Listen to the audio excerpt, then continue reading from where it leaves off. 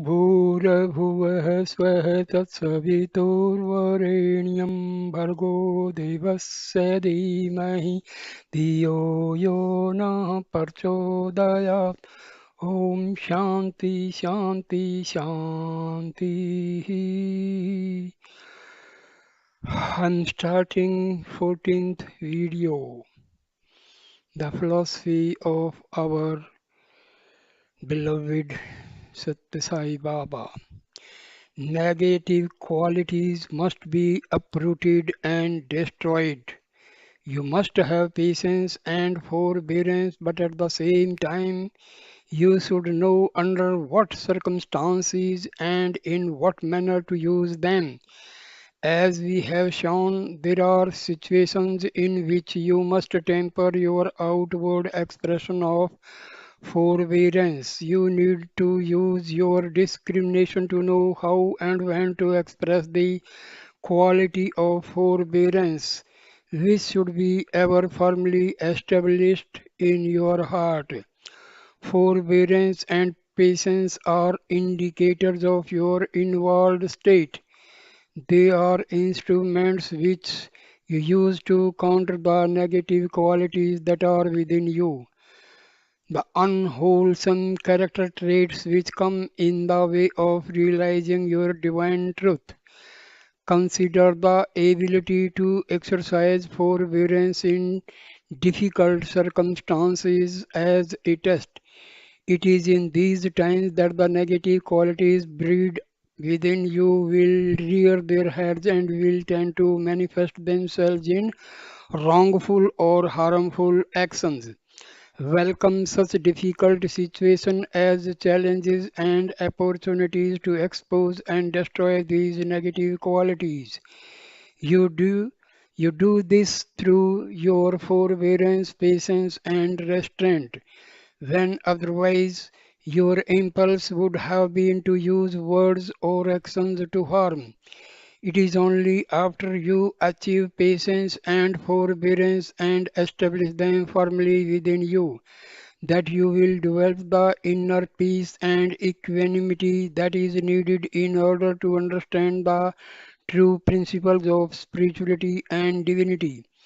There are many negative qualities which must be completely shunned by devotees. In particular, you should not have any attachment, any hatred, or any jealousy within you. If you have attachment, hatred, and jealousy, even in the smallest measure, you will not be able to progress spiritually. Attachment, hatred, and jealousy, and their handmaiden anger are the great enemies of devotees. They are the opposites of patience and forbearance. We will take up these negative qualities next and learn how to completely uproot them. Jealousy and hatred, twin pests that destroy your peace. The divinity is one. It is eternal, unchanging, and everlasting. It is the indweller of all bodies. As the indweller of the body of living beings, it is called the Atma. The immortal self, as the indweller of the world, it is called God. It is the one divinity present in different forms. Just as the physical being can be thought of as the body of the Atma, so also the world can be thought of as the body of God, embodiments of love. The body is impermanent, it comes and goes, but the indweller of the body remains the same. Another name for the indweller is Atma, the immortal self, the universal spirit, which underlies everything that can be named or spoken of. It is the one permanent, unchanging entity which pervades all space and all matter and which is the basis of all living beings. It may be called God, the Atma, or the indweller. Atma and God and indweller are exactly the same. They are the one divinity. Discover the indweller through your own inner peace. The sacred scriptures provide guidelines for seeking out and recognizing the indweller, but scriptural teachings in themselves will not be sufficient to know it. You cannot attain the divinity by merely studying the scriptures. Using the declarations in the scriptures as your basis, you have to make a determined effort to develop inner vision. Scriptures can only show the path. They are like guideposts. They give the directions to reach the goal. You have to walk the path yourself. Following the directions given, you have to undertake this sacred journey and unwavering adhere to it until the goal is reached. For this, the Gita has laid out the path. In the Gita, the directions for the journey commence with the 11th verse in the second chapter. That is the beginning of Krishna's teaching. It starts with the injunction not to grieve for those who should not be grieved for. Who is it that should not be grieved for? What is the way to prevent grief? The Gita teacher declared that there is no point in grieving over things which are impermanent and transient. Bodies and personalities are impermanent and transient. All the things of the world are impermanent and transient. Krishna said, Arjuna, all your grief is for nothing. The five characteristics that make up everything, each of the myriad of things that can be found in this manifested universe is made up of five basic characteristics. Number one, each one is, it exists, it has beingness. Two, each one shines with an inner light, it has luster, it is innately alive with energy. 3. Each has a deeper purpose. It has a reason for its existence. It is dear and a source of joy. 5. Each has a specific name, a category, or designation. 5. Each has a given form, either tangible or subtle. It has a distinguishing feature.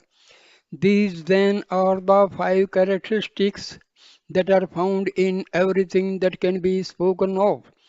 Whether tangible or intangible, once something has been conceived of, we can say that it exists. It shines, it has a purpose, it has a name, it has a form.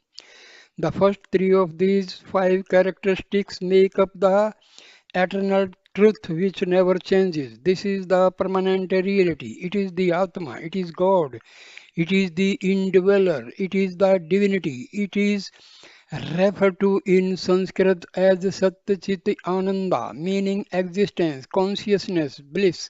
For Satya Chit Ananda, there is no birth and there is no death.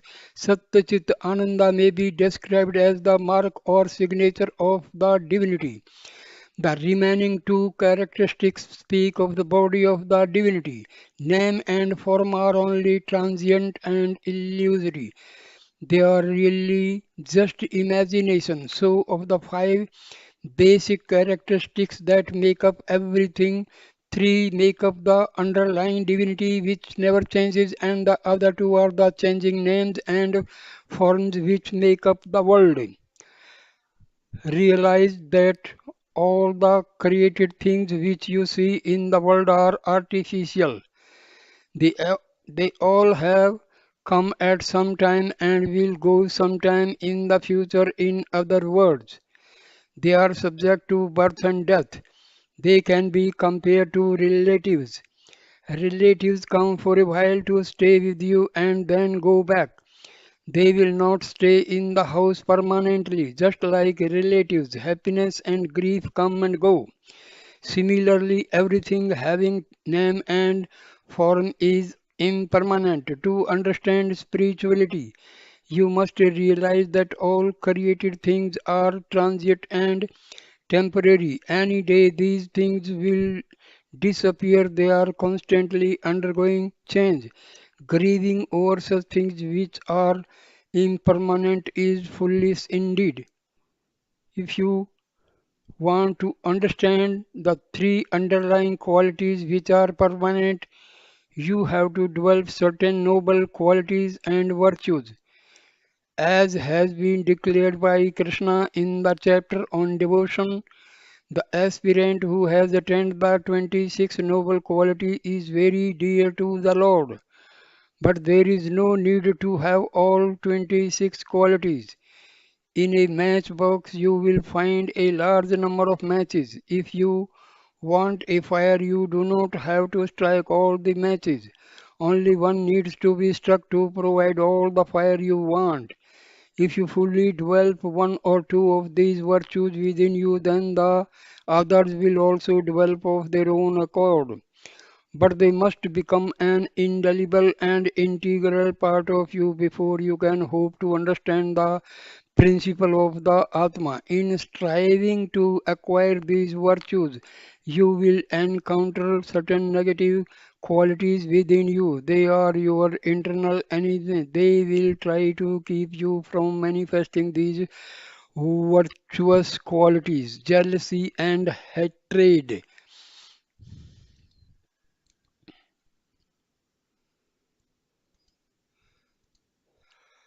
Jealousy and hatred. In the previous chapter, the virtues of forbearance and patience were discussed. Now we will take up their opposite evils, jealousy and hatred. Jealousy and hatred are twin thieves. The one cannot live without the company of the other. There is an inextricable relationship between them. They will always take shelter within each other. Hatred may be compared to an underground pest, and jealousy may be compared to an above ground pest. Together they can destroy a tree. Consider a tree which is very green, which is flowering and producing fruit, which is very attractive to look at. When pests enter this tree, the tree will become dry within days. One of the pests will go to the branches and leaves above while the other strikes at the roots below. While the one spoils the beauty of the tree and the other will try to destroy the very life of the tree, they will always accompany each other. So it is also with jealousy and hatred. Wherever there is jealousy, there will also be hatred, and whenever hatred is visible, you will find jealousy lurking invisibly behind. Hatred takes on a particular form. It manifests itself in various ways. For jealousy, there is no form, it remains hidden under the surface. It has been said that there is no person in the world who does not suffer from some jealousy. There will be at least a small tendency towards jealousy in every person. To make sure that this jealousy and hatred do not enter your system, you have to develop selfless love. Where there is selfless love, there is no place for jealousy and hatred to enter and take hold. When jealousy and hatred are kept out, you can have the experience of divine bliss. Beauty is a form of bliss. Whenever there is beauty, you will also find joy. A thing of beauty is a joy forever. What is beauty? Is it the world which compare beauty to a thing, or is it already inherent in the object? We have seen how all things undergo change. Consider all these things which undergo change, how long can they remain beautiful? Only that which is permanent can be beautiful. The one permanent entity is God, and so God alone is beautiful. There is nothing in the world which is more beautiful than God. The most important duty of a devotee is to drink the nectar of bliss which emanates from that beauty, to imbibe and fill yourself with this divinity. which is so full of beauty. There is the need for acquiring certain virtues. In order to develop these virtues, you will have to destroy the weaknesses and shortcomings that fester within you. Being jealous of the divinity. Jealousy can even come into your relationship with the divinity. It is a form of arrogance wherein you think of yourself more than you think of the Lord and become jealous of the undue attention you feel is being given to the Lord. There is an example of this in the Mahabharata, the great epic detailing the war between the forces of righteousness and evil, in which Arjuna fought on the side of good and Lord Krishna was his charioteer. During that great war, Arjuna was seated in the chariot behind Krishna, who was driving the chariot. On the eve of the war, Arjuna had heard all the teachings explained and expounded by Krishna, which make up the Gita, but he was not yet fully ready to practice them. He felt that Krishna was a very great person, a divine teacher, but he was not able to understand the full divinity of the Lord. The Great War was going on, and some of the most fearsome weapons were being employed on the battlefield. On one particular day, Arjuna was battling with the grandfather Bhishma, who was the generalissimo of the other side and was considered one of the greatest warriors of that age. During that fight, a number of very powerful and terrible missiles shot by Bhishma entered Arjuna's chariot but caused no harm to Arjuna. Arjuna fought brilliantly all day, skillfully wielding his bow while directing the chariot using his feet to push against Krishna's shoulders, who would then steer the horses to turn the chariot to the right or left. The battle raged unabated with neither side gaining an upper hand until finally, towards the end of the day, Bhishma swooned in his chariot and withdrew from the scene. At that point, Arjuna, exhausted but triumphant, blew his horns to proclaim victory in the fight that had been raging that day. Arjuna certainly had faith in the divinity, but at that moment he also felt a little arrogant. In that moment of glory, he felt that he was responsible for the victory, and that, after all, Krishna had not fought but had only driven the chariot.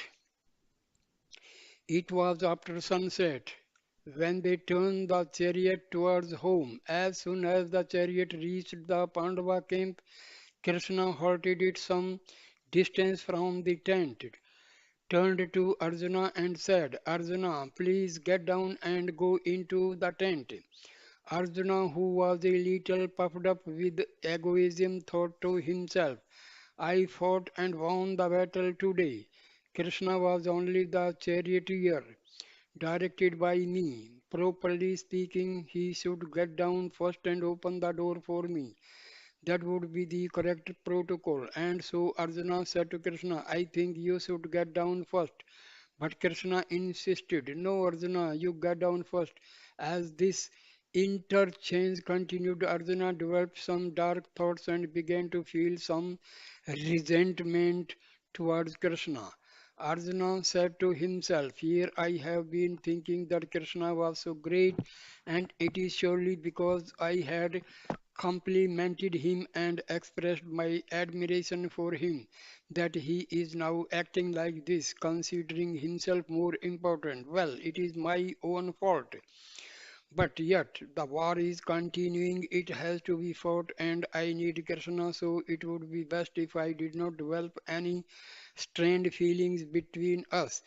Getting into an argument with him now would certainly not be in anyone's best interest. So, very reluctantly, Arjuna got down from the chariot. After he got down, he stood near the chariot.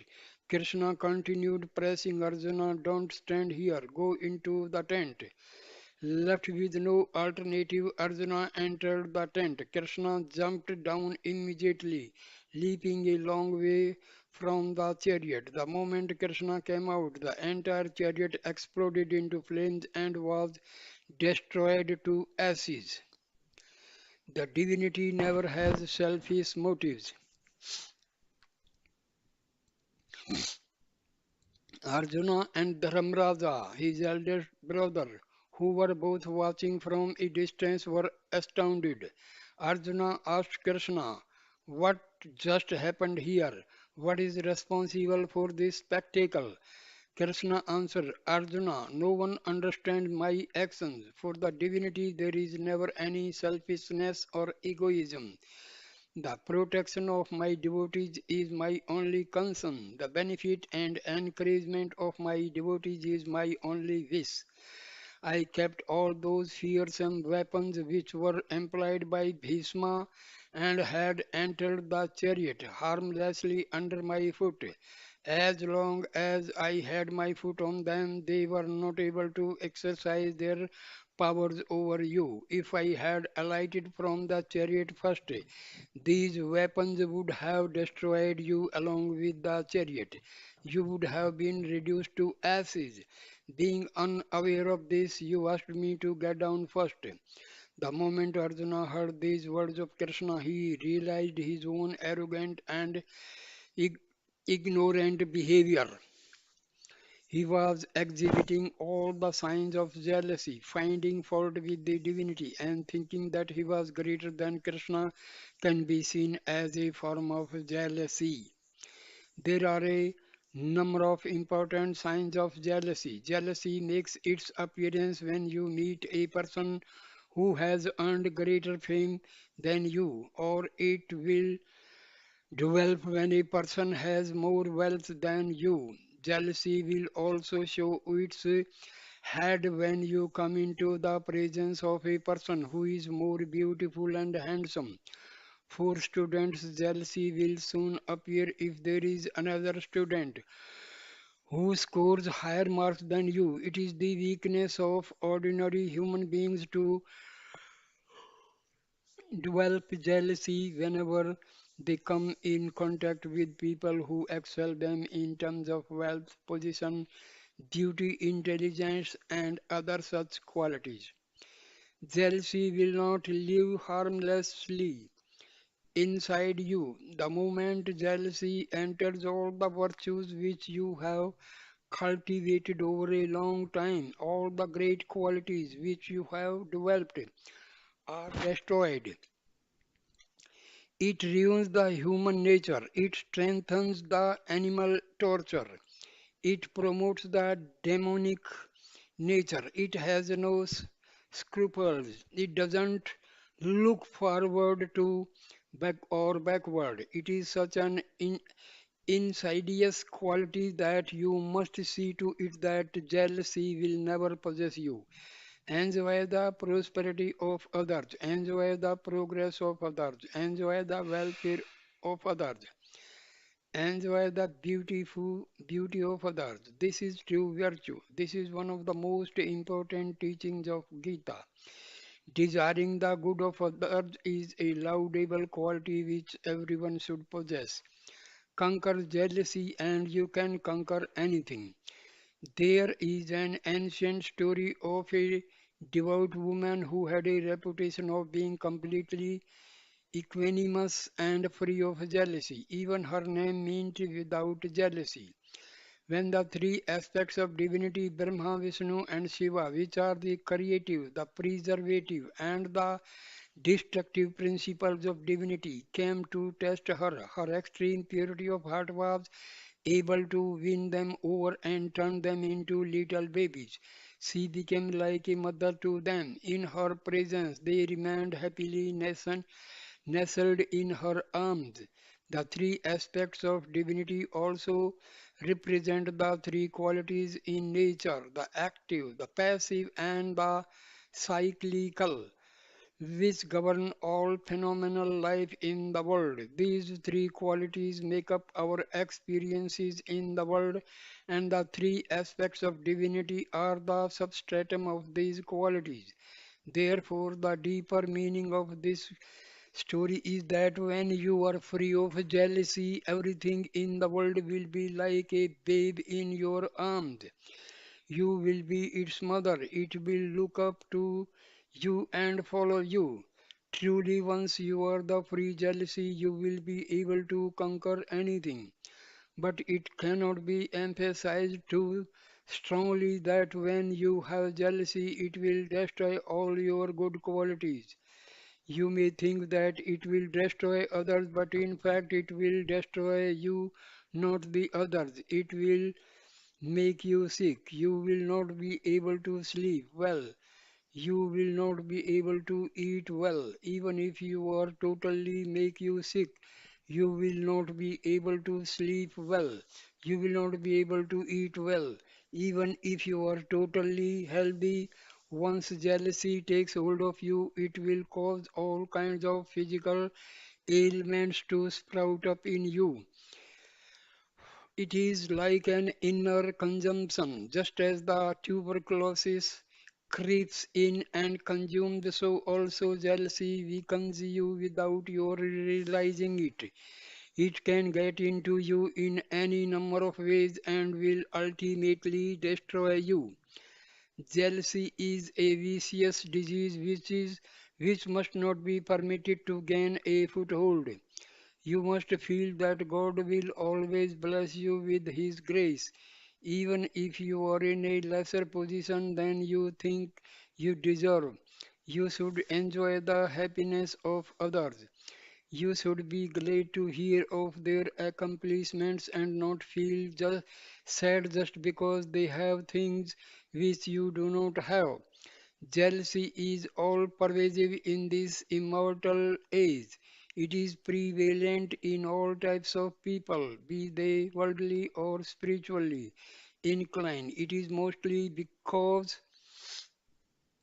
of jealousy that people lose their peace of mind and waste their lives. Or along with the jealousy, backbiting and hatred soon make their ugly appearance. If you are the target of these evil qualities in others, your best protection is the great virtue of forbearance. Here is small story. Forbearance will overcome hatred.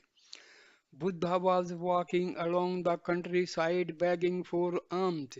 He was approaching a village. Many people in that village had a great affection for Buddha. But just before he reached the outskirts of the village, some young rowdies loitering along the road began to jeer at him. A little surprised at this reception, Buddha stopped and sat down on a rock. He said to them, "Well, gentlemen, what pleasure do you derive from criticizing me?" Without giving any reason, they increased their denunciation of Buddha. Buddha said, "Continue as long as you want." They berated and reviled him to a point where they got tired of their own invective. Buddha's forbearance was so well developed that their hatred could not touch him. At first they were having a good time, but finally, having exhausted themselves without getting the reaction they wanted, they decided to go away. As they were walking away, Buddha called out to them, "Children, I want to tell you something. In the village just beyond here, there are many people who love me very much. If they were to hear that you have been denouncing me in this vile way, they would cut you to pieces. In order to save you from that danger, I have stayed here on this rock and allowed you to criticize me.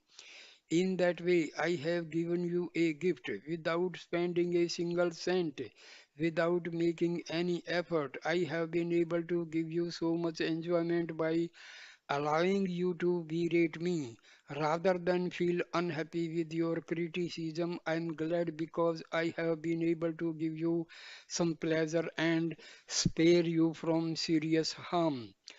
Then Buddha explained yet another important point to them in a way that made an indelible impression on their hearts. Suppose a poor monk comes to your house and asks for alms. You bring some food out to him, but suppose the type of food you are offering is ritually impure and not acceptable by the monk. What will happen then? Since he has not accepted your offer, you will have to take it back and it will remain with you. Similarly, you are offering me all this criticism. These are the alms you are trying to give me, but I am not accepting your offerings. Well, then, you will have to keep them. They remain with you. So, you see, all your criticisms are really just being redirected to yourselves. You are not criticizing me at all. One can send a letter by registered post to a friend. If the friend does not accept this registered letter, what will be the postal department do with the letter? It will redirect it back to the person who sent it. If you are criticizing someone but this person does not accept your criticism, then inevitably the criticism comes back to you. Do not think that by voicing the jealousy and hatred you may be feeling that you will be troubling those to whom these odious sentiments are directed. In truth, you will only be troubling yourself. Jealousy and hatred will certainly create difficulties for the one who is infected with them. Jealousy and hatred spring from egoism. Here is a small example. Behind jealousy and hatred is egoism. There was a devout religious man who took great joy in cultivating a garden full of beautiful flowers and fruits. Even though he was steeped in spiritual knowledge, he had developed a strong touch of egoism within him. The moment egoism developed, jealousy also entered. When egoism and jealousy make their appearance, hatred automatically joins them. Good look a pers- good took a personal interest in this errant devotee. God saw that this person, although he had all the proper religious outer trappings, had nevertheless filled his heart with poison. God decided to correct him by teaching him a lesson. The Lord manifested himself in the form of an old mendicant and took a stroll by that garden. The old mendicant went to a recently planted tree and greatly extolled the beauty of that tree. Noticing the garden owner nearby, he asked him, "Who is the gardener responsible for cultivating such a fine tree?" The proud owner puffed himself up and said, "Sir, it is I who have brought up this entire garden. I grew this tree and I raised all the other trees that you see here as well. By my own efforts, I developed all these pleasing paths and made this beautiful garden. I alone look after everything here. There is no hired gardener. I am the one who draws the water. I spread the manure. I pull the weeds and I remove the pest. I clean the paths. I am developing these beautiful flowers and fruits, doing all these things for the sake of giving joy to others. In this way, he went on repeating I, appearing to appreciate the beauty of the garden. The old mendicant continued to dwell there for a while the owner busied himself nearby grooming his garden. After some time, the mendicant left. A little bit later, a cow entered the garden. She was so weak that she was about to fall and destroy the plants that were there under her body. The owner of the garden saw that this cow was about to spoil his beautiful garden, so he took a small stick and threw it at the cow to chase her out. But the moment the stick touched the cow fell down and died. Now, in his religion, cows are considered very sacred and should never be molested or harmed. Having thrown the stick from which the cow dropped dead, he would now have to suffer the great sin of killing a cow. He was aghast at this terrible turn of events. It was not very long afterwards that the same old mendicant came back into the garden. Walking along the path where the cow had strayed, he saw the dead cow and was shocked. He sought out the owner and urged him to quickly come to the spot. The mendicant asked, "Who killed this cow? Who committed this outrage?" When the owner did not answer immediately, the old mendicant asked more directly, "Tell me, do you know who killed this cow?" The owner replied, "Surely it was the will of God. Without the will of the Lord, would she have died just like that? Unless she was meant to die, would she fall down and expire just because a little stick touched her?" The moment the old mendicant heard this, he told the man, "Previously you told me how it was you alone who was responsible for raising this whole garden, how you alone planted and nurtured all these plants and put in all the paths. You were taking credit for all the good things that have happened here. But for anything that is wrong and inauspicious, you put the blame on God. You are an arrogant, self serving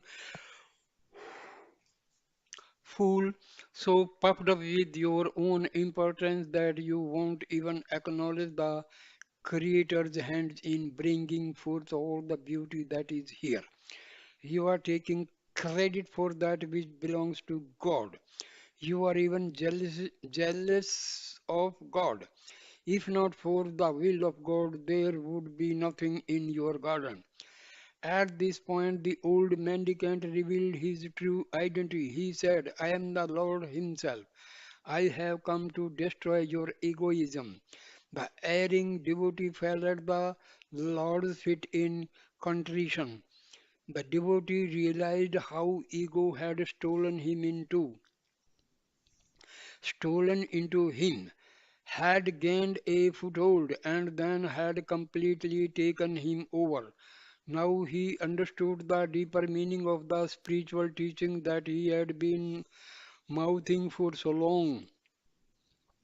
He realized that everything is imbued with the divinity, and therefore he should see the divinity everywhere and live his life with the knowledge and down to the minutest detail. Everything is under the control of the divinity.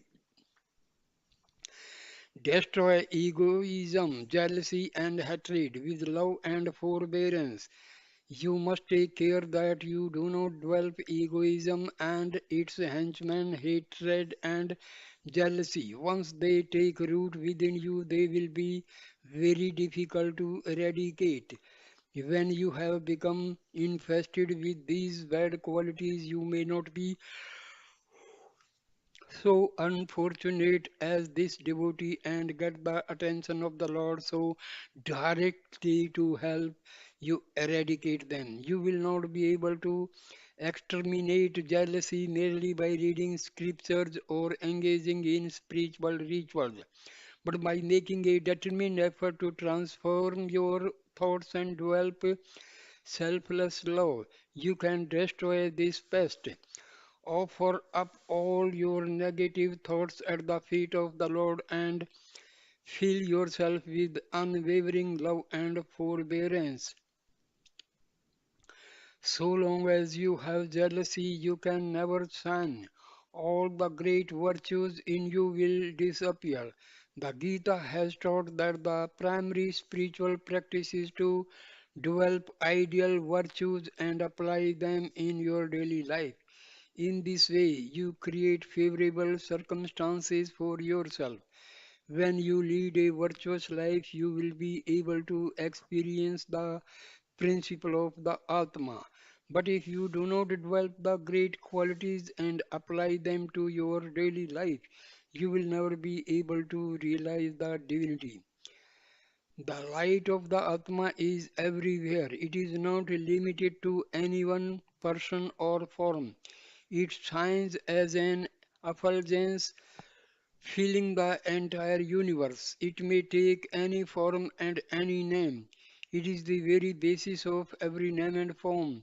Take, for example, the light that is emanating from a bulb, or the breeze you get from a fan, or the heat you get from an electric cooking stove, or the work you get from an electric motor. The effects are all different. The work done by the motor is different from the breeze obtained from the fan. The light obtained from the bulb is different from the food cooked on the stove.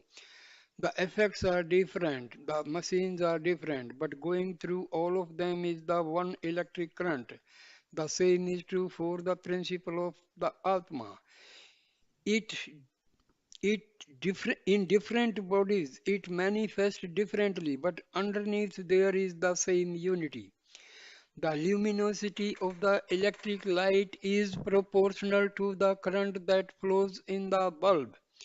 The light that shines forth from the bulbs can be compared to the atmic effulgence which shines in individuals. Light has no shape or form, but bulbs come in various shape and strengths. An incandescent bulb has a particular form, a fluorescent light has a different form. The dining room bulb may be very bright, the bulb in the bedroom may be quite dim. Because of ignorance, you may think that if the one type of electric current flows, powers both the bedroom bulb and the dining room bulb, why should there be a difference in the light? The difference comes about the because of the bulbs. Similarly, there is a difference in the expression of love in various hearts. If your love is wholesome, full, and complete, you will be able to manifest the fullness of the Atmic effulgence and shine brightly.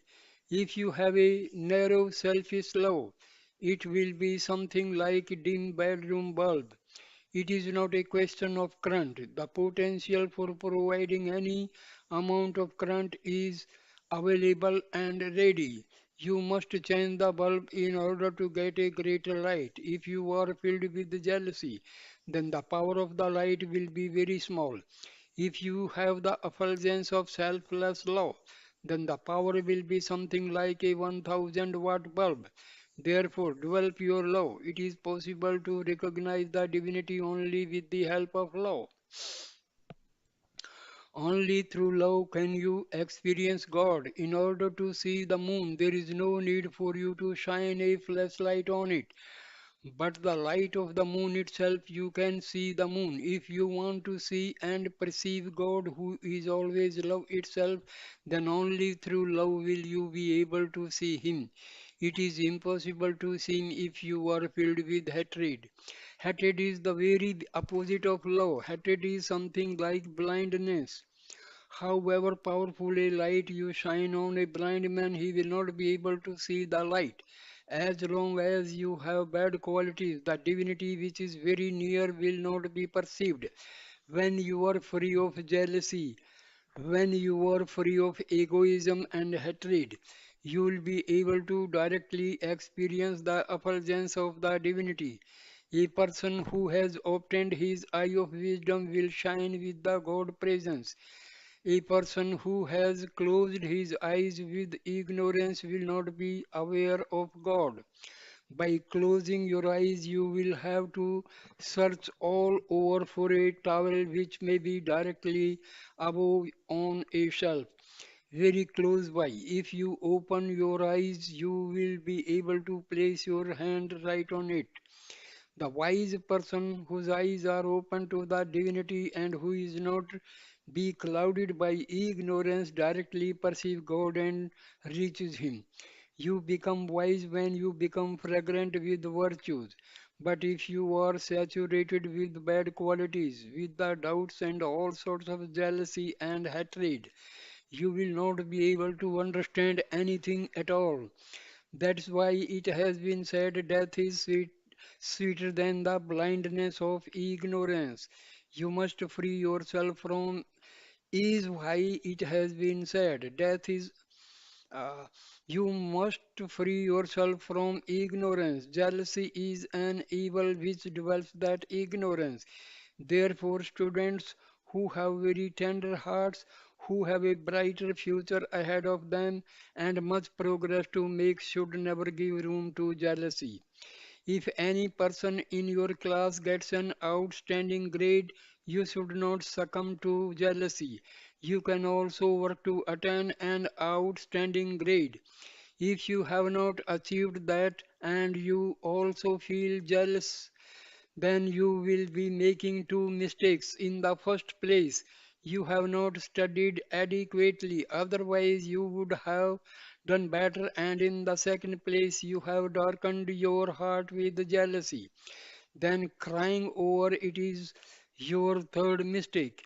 You should not develop these bad qualities, which are sure to cause you so much trouble. They can even destroy a whole family and which was previously happy and enjoying all the goodness of life. Jealousy and hatred destroy those who possess them. While explaining these principles to Arjuna, Krishna told Arjuna, for your evil cousins, the 100 brothers who have been plotting to destroy the Pandavas, joy and happiness, it is their evil qualities which encourage them to do all their wicked deeds. People who are jealous attract bad people for company. These cousins have with them their evil uncle who encouraged them in their enmity towards the Pandavas. He is filled with jealousy. These are all blind people. Just as their father is physically blind, all 100 brothers are mentally blind. They join together and fall in line with one another. But you can be sure, Arjuna, that the bad qualities in these people will destroy them. As Krishna predicted, not even one of these 100 brothers survived the war to perform the funeral rites for their parents. This is the great tragedy of falling into hatred and jealousy.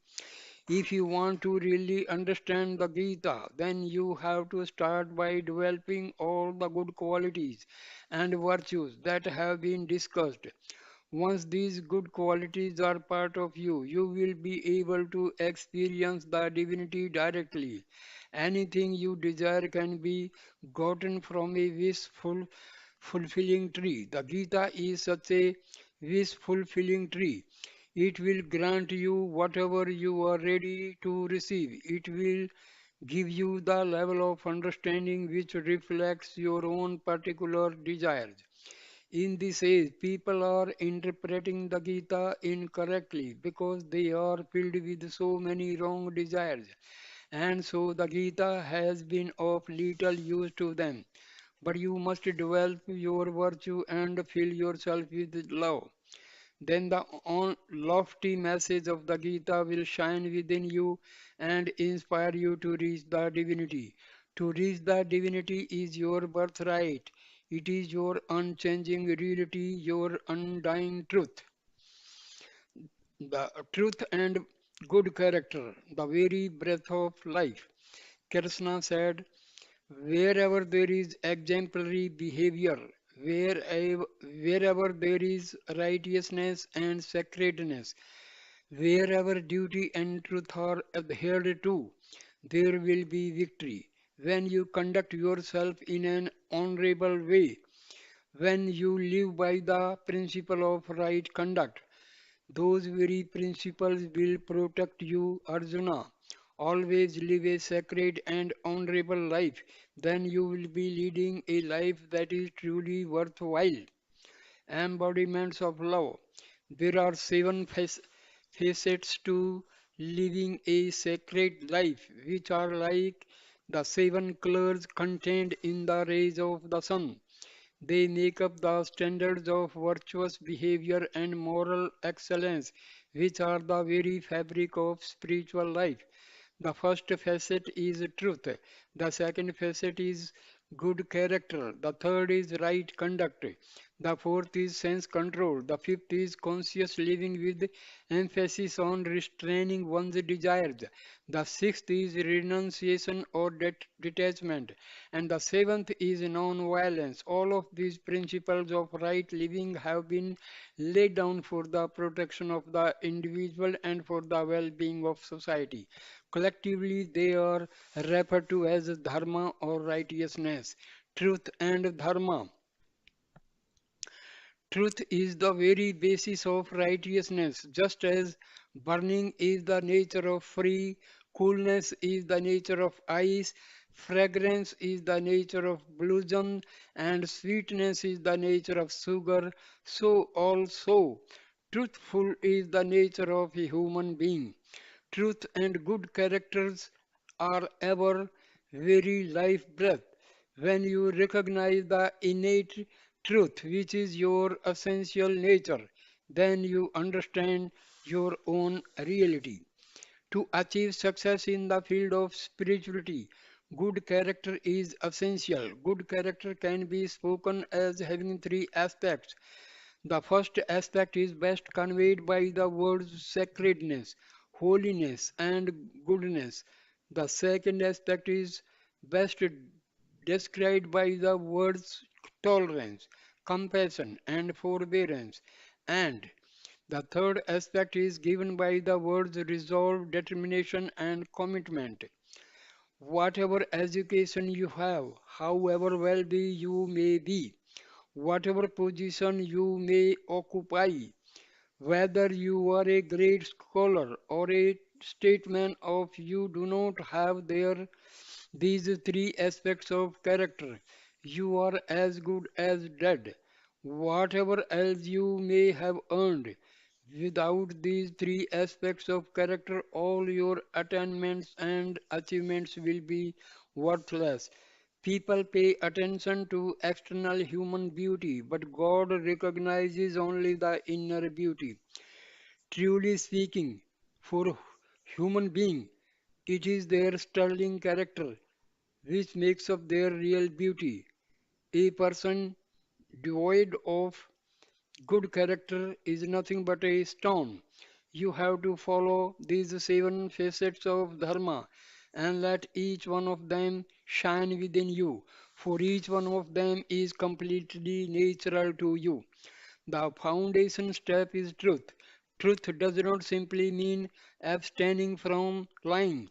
You have to take truth as your very essence, as the foundation of your life.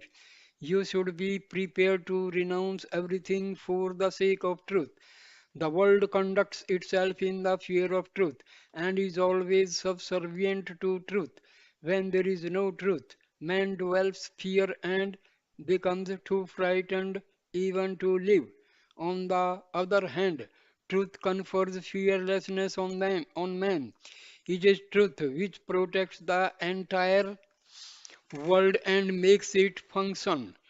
Truth drives away all fear. It is such an important quality that the only when it is being faultless observed will you be able to attain divinity. Character is the breath of truth. Important for character is virtue and good behavior. Humanity will not shine without good behavior. Virtues, good qualities, and good behavior. All these lend splendor to humanity. Truth needs to be established from the earlier age. In order to serve humanity and realize your innate divinity, you have to take truth, character, and good behavior as your basic right from childhood. Make the necessary efforts to establish yourself in these noble virtues.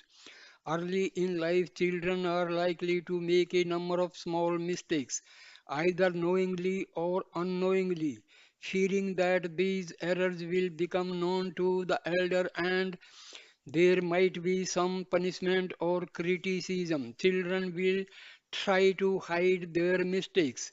In this way, from an early age, there is a tendency for the child to develop the habit of straying from truth to avoid blame. Eventually, this habit will destroy the very foundation of life. Untruth will destroy one's humanness. Therefore, children should be strongly encouraged to always tell the truth no matter what, without fearing the consequences. Be these consequences joyful and profitable to the child, or should they result in chastisement and punishment? Just as a foundation is very important for a mansion, just as roots are the very basis of tree, so truth is very basis of life as a human being. If you are wavering in truth, there will be no safety and no protection for your life.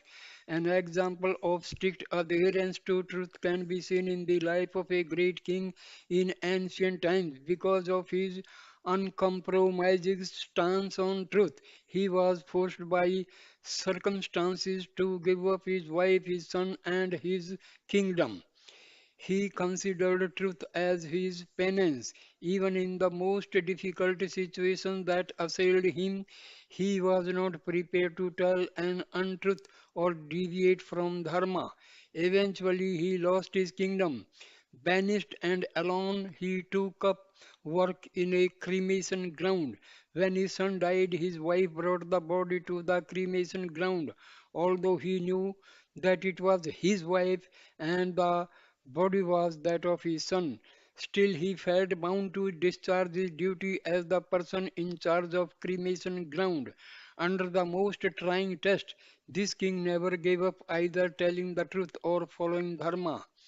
He considered truth and dharma like two eyes, or like two wheels of a chariot, or like two wings of a bird, each indispensable to the other. Even a little fib can lead to unhappiness later. Right from the very beginning, it is incumbent upon elders to teach youngsters the importance of telling the truth. Here is a small example to show how making up stories to playfully befuddle a younger sibling can produce unhappy consequences for a child. Once upon a time, a father wanted to give a special gift to his son on the son's birthday. Because of the love he felt for his son, this father gave the boy a gold coin, asking him to go to his mother and get a ring made out of the coin. The next day, the son had his examinations. He kept the gold coin on the table where he was studying.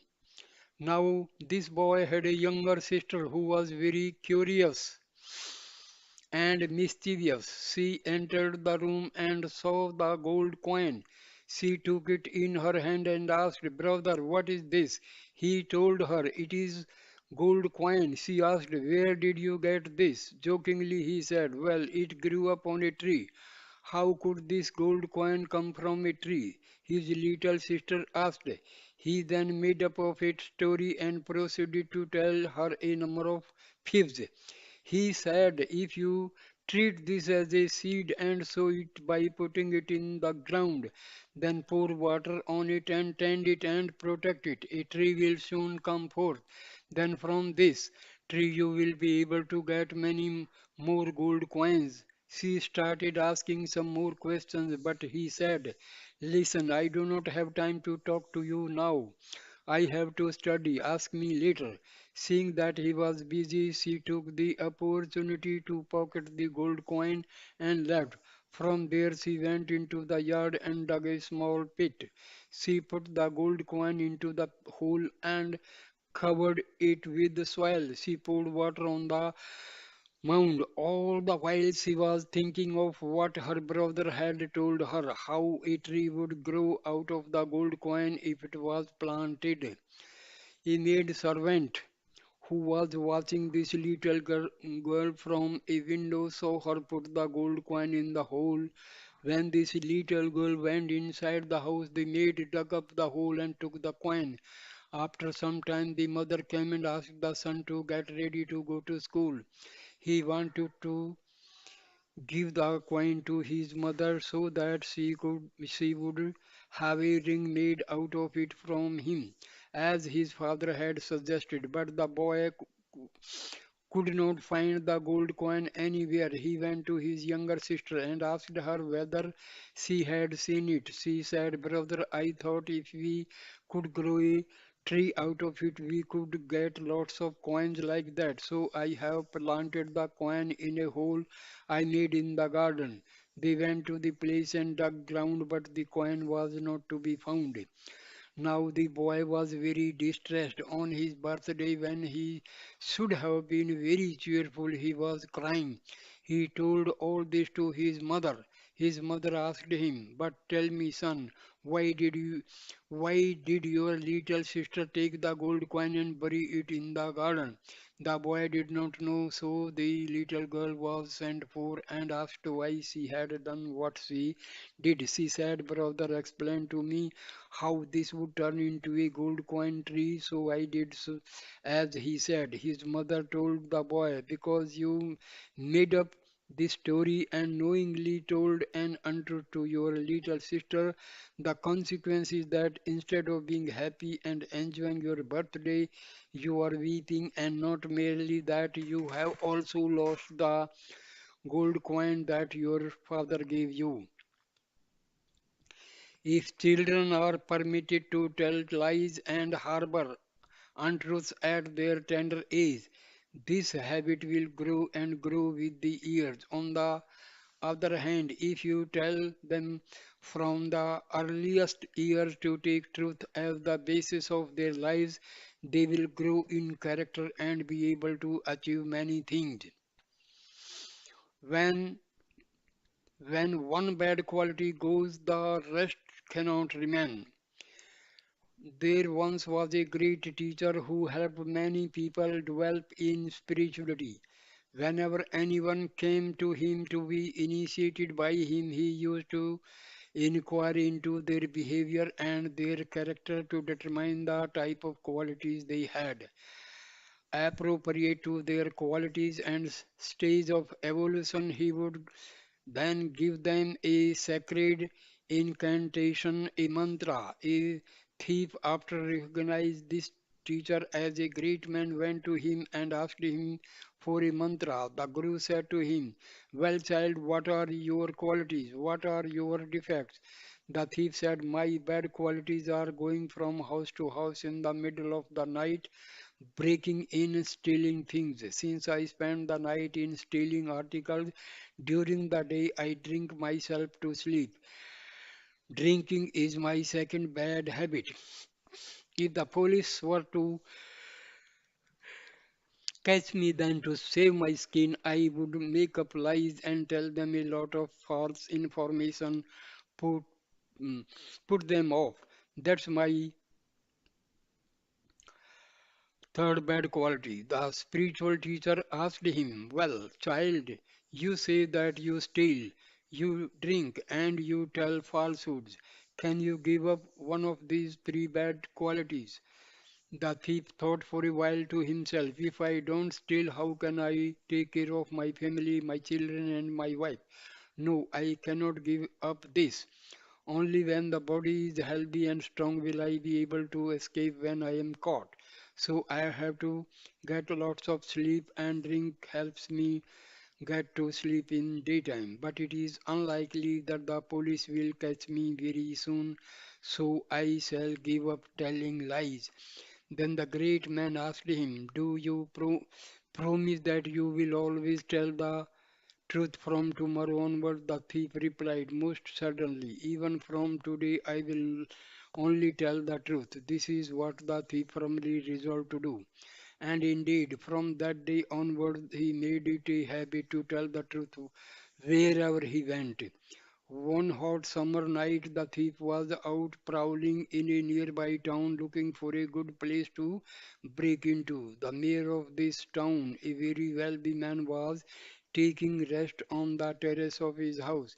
In those days, there were no air conditioners or even fans because of the heat and the still, sultry night air. He was not able to sleep. The thief managed to climb up to this terrace. As soon as the thief clambered onto the terrace, the rich man spotted him.